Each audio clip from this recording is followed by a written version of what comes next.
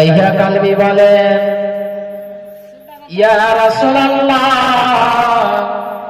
ও দয়ার নবী গো, আমি এমন একটা পাপ করেছি, আমি এমন একটা অন্যায় করেছি, আগে আপনি বলেন যে আমার এই পাপটি, আমার এই গুনাহটি আল্লাহ যদি আমাকে মাফ করে তাহলে আমি আপনার সাথে মুসাফা করব, আর যদি আল্লাহ আমাকে মাফ না করে, ক্ষমা না করে, তাহলে আমি চাই না যে আমার মতো একজন বেঈমান, আমার মতো একজন গুনাহগার, আমার মতো একজন নোংরা মানুষের হাত আপনার মতো পবিত্র মানুষের গায়ে লেগে যাক।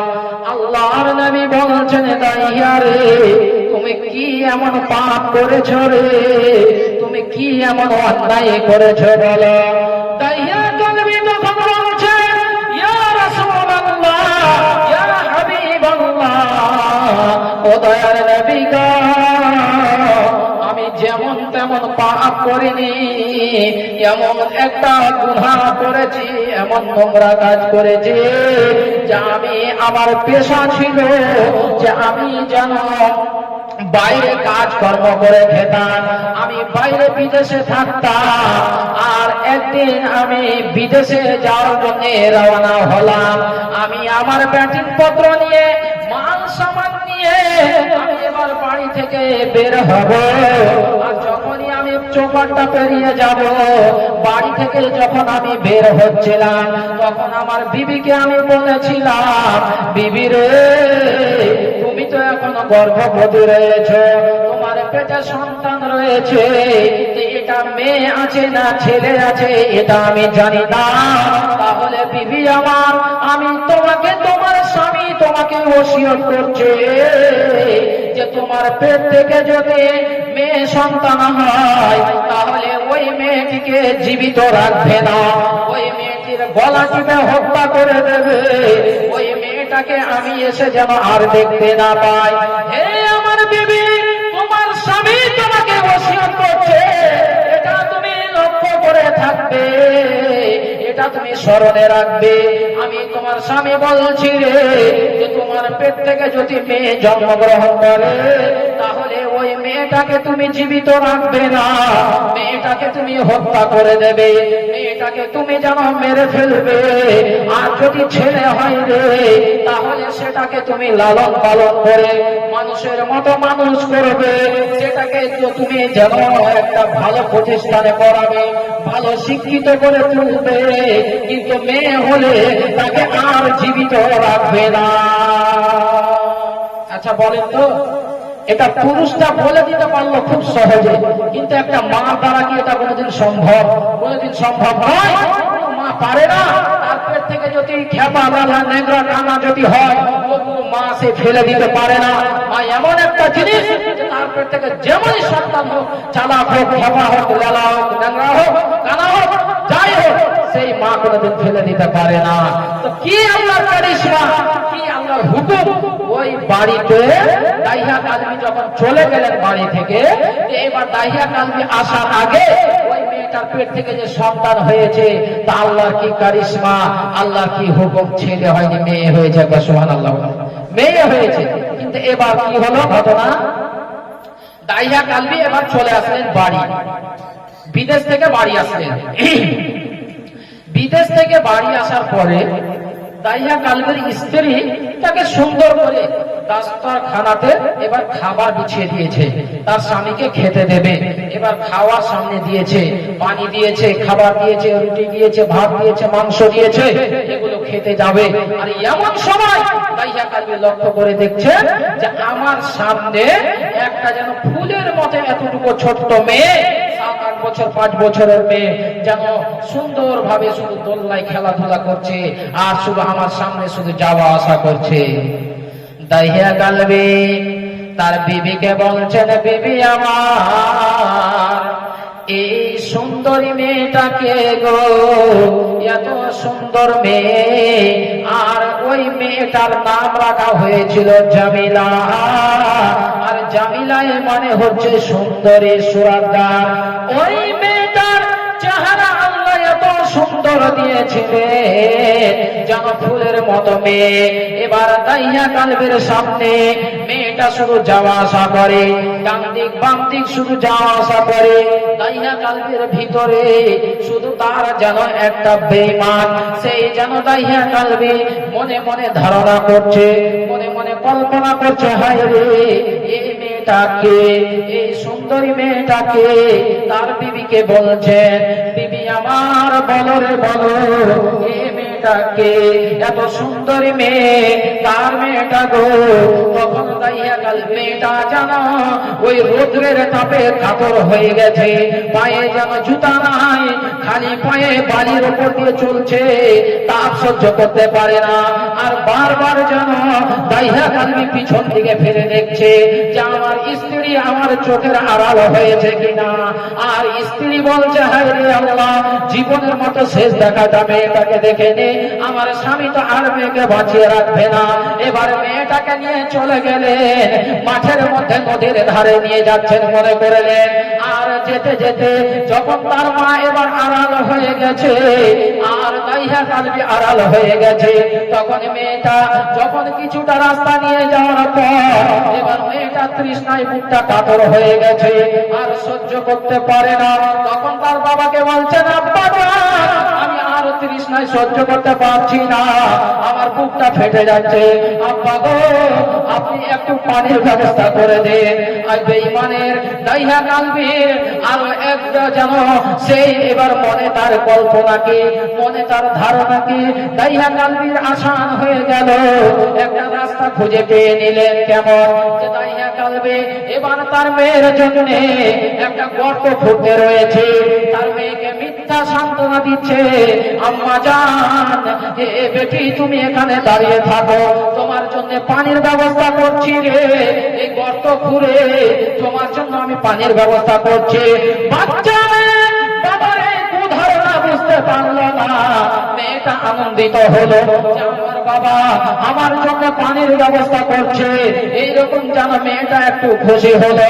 মেয়েটা বাবাকে কত ভালোবাসে রে, বাবার দাড়িগুলোতে, বাবার চুলগুলোতে যেন ধুলা লেগে যাচ্ছে গর্ত খোঁড়ার কারণে। মেয়েটা তার বাবাকে বলছেন, আব্বা জান আমি পানি পান করব না, আপনাকে খুঁড়তে হবে না। এবার ওই দাইয়া কালবে মেয়েটাকে বলছে, একটু থামো, একটু দাঁড়াও, তোমার জন্য পানির ব্যবস্থা করছে। হে দুনিয়ার পুরো, হে মা বোন ভালো করে শুনে রাখে, কত আপনাদের উপরে অত্যাচার করা হবে, কত নির্যাতন করা হবে। এবার ওই মেয়েটি যেন এবার তার বাবাকে যখন বলছেন আমাকে পানি লাগবে না, তার বাবা বলছে একটু দাঁড়াও আমি পানির ব্যবস্থা করে দিয়েছি। তাই হে কালবি করেছে কি, একটা কবরের মতো করে যেন একটা গর্ত করে দিলে। আর এবার ওই গর্ত খোঁড়ার পরে তার মেয়েটাকে বলছেন, এবার এসো তোমার জন্য পানির ব্যবস্থা করে দিয়েছে, তুমি পানি পান করতে এসো। আর মেয়েটা যেমনই এসেছে গর্তের দিকে মুখটা একটু তাকিয়েছে, দাইয়া কালবি বেঈমান যেন ওই দাইয়া কালবি পিছন দিক থেকে লাথি মেরে তার মেয়েটাকে কবরে ফেলে দিল। মেয়েটা চিৎকার করছে আর আত্মনাদ করে চিৎকার করছে আর বলছে, আব্বা গো আমি আর আপনাকে বাবা বলে আমি ডাকবো না, আপনাকে বাবার পরিচয় দেব না, আমাকে ছেড়ে দেন, মাফ করে দেন, আমি দেশ ছেড়ে বাইরে চলে যাব। আপনি আমি জানি যে আমি মেয়ে হয়ে তোমার বাড়িতে জন্মগ্রহণ করেছি, এতে তোমার লজ্জায় মাথায় হিট হয়ে গেছে, তাহলে আমি বলছি বাবা যে আমি আপনাকে আর বাবা বলে পরিচয় দেব না, আপনার আমাকে শেষবারের মতো ক্ষমা করেন, আমাকে মাফ করে দেন, এ গর্ত থেকে তুলে দেন। কিন্তু মেয়েটা চিন্তা তার এতটুকু দ্বিধাবোধ হলো না, তার অন্তরে এই কথাটা কাটলো না। মেয়েটা চিৎকার করছে, দাইয়া কালবে যেন মেয়েটাকে জীবিত কবর দিয়ে দিল। মেয়েটা কবরে চিৎকার করছে রে, আর মাটিগুলো সাইড থেকে নিয়ে আস্তে আস্তে করে কবরের মতো তাকে কবর দিয়ে দিল। মেয়েটা চিৎকার করতে রয়েছে আর দাইয়া কালবি যেন সেই রাস্তা নিয়ে নিল। মেয়েটা চিৎকার করছে, আব্বা বলে চিৎকার করছে, কিন্তু দাইয়া কালবি তখন বেঈমান হালাতে ছিল, তখন দ্বীন ইসলাম কবুল করেনি, তখন ঈমান নিয়ে আসেনি, বেঈমান হালাতে ছিল। আর ওই কথাটাই আল্লাহর নবীর কাছে এসে বলছেন, দয়ার নবী গো, আমার মতো পাপী আর কেউ নাই, আমার মতো গুনাহগার কেউ নাই গো, যে আজ পর্যন্ত যখন আমি বাড়িতে ঘুমাই তো ওই মেয়েটার কান্নার আওয়াজটা ভেসে আসে, আমার কানে যেন শব্দ ভেসে আসে, আমি যেন ঘুমাতে পারি না। এই বিস্তারিত যখন আল্লাহর নবীকে বললেন, আল্লাহর নবীর চোখ দিয়ে ঝরঝর করে পানি পড়তে শুরু করলো। আল্লাহর নবী বলছেন, দাইয়া কালবি রে, একটা মানুষের দ্বারা কি এত নোংরা কাজ করা সম্ভব যে নিজের মেয়েকে তুমি কি করে খবর দিতে পারলে? দাইয়া কালবি কাঁদতে লাগলেন। আল্লাহ রাসূল তাকে বললেন, দাইয়া কালবি রে, তোমাকে আমি একটা রাস্তা বের করে দিছি, তোমাকে একটা পথ বের করে দিছি রে, যে তুমি ওটা করেছো বেঈমান হালাতে, তুমি যদি ঈমান নিয়ে চলে আসো, তুমি যদি আল্লাহর কাছে তওবা করো, আল্লাহ তোমাকে মাফ করে দেবে।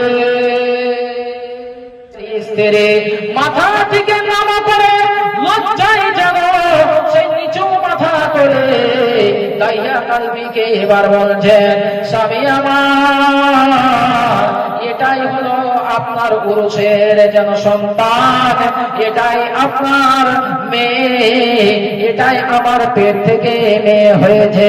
আপনি যে আমাকে বলেছিলেন যে মেয়ে সন্তান হলে তাকে মাটি দিয়ে দিতে হবে, কবর দিয়ে দিতে হবে, আর ছেলে হলে বাঁচিয়ে রাখবে, মেয়ে হলে গলা টিপে হত্যা করে দিতে হবে।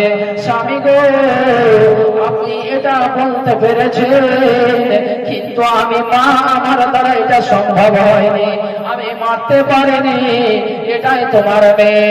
যখনই বলেছে দাইয়া কালবি এবার মনে মনে একটা বাসনা তৈরি করলো, মনে মনে কল্পনা তৈরি করলো, হায় রে, আমি কালকে কি করে বাজারে মুখ দেখাবো, আমি কি করে মার্কেটে যাব রে, আমি যখন দুলহেপুর যাব, রসাপোয়া যাব, সাবধান যাব, তখন আমাকে যেন মানুষেরা ঠাট্টা করবে, আমাকে মানুষেরা আর কি করবে, দেখ দেখ হতভাগাকে দেখ, যে তার বাড়িতে মেয়ে জন্মগ্রহণ করেছে, এইরকম লজ্জায় আমি কি করে মুখ দেখাবো?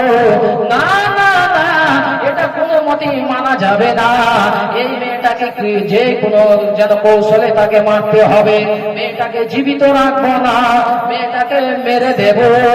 না না থাকবে বাস, না বাজবে বাঁশরে, না থাকবে বাস, না বাজবে বাঁশরে, বাস থাকবে না, বাঁশি বাজবে না, মেয়েটাকে হত্যা করতে হবে।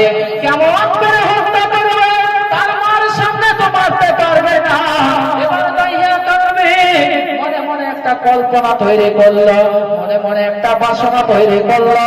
তার বিবিকে বলছেন, বিবি আমার শোনরে, তুমি মেয়েটাকে সুন্দর করে সাজিয়ে দাও, জামা কাপড়গুলো পরিয়ে দাও, মেয়েটাকে তার মামার বাড়িতে নিয়ে যাব, তার মাসির বাড়িতে নিয়ে যাব, তার নানির বাড়িতে নিয়ে যাব, হাটে বাজারে আমি নিয়ে যাব, তাকে খেলনা কিনে দেব, তাকে যেন জামা কাপড় কিনে দেব।